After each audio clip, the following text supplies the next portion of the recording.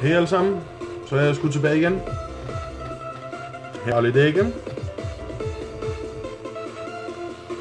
Jeg tænkte, vi skulle anmelde en øl her til aften. Endnu en dansk øl fra Ølfabrikken. Det er så Aker Pils. Som I kan se her, den er også fra Ølfabrikken.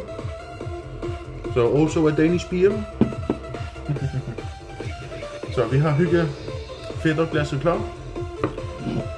Så vi tager fat på hyggefætteren. Hælder op.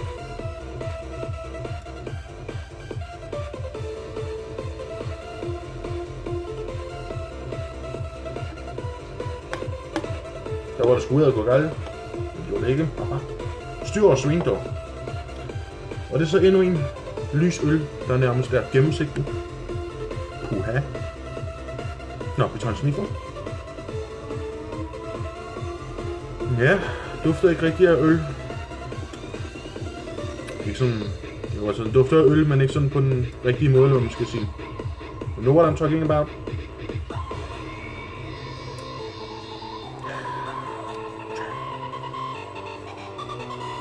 Nå, men lad os da prøve at smage på den. Skål derude.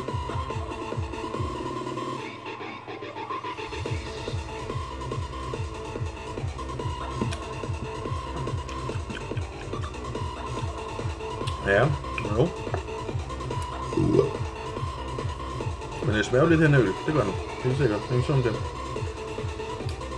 Det er bare en meget speciel ølsmag, vil jeg sige. Prøv lige igen.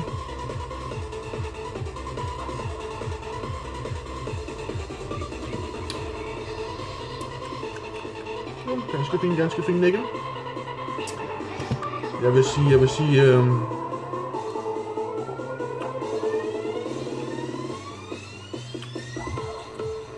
jo, den får 4 stjerner herfra.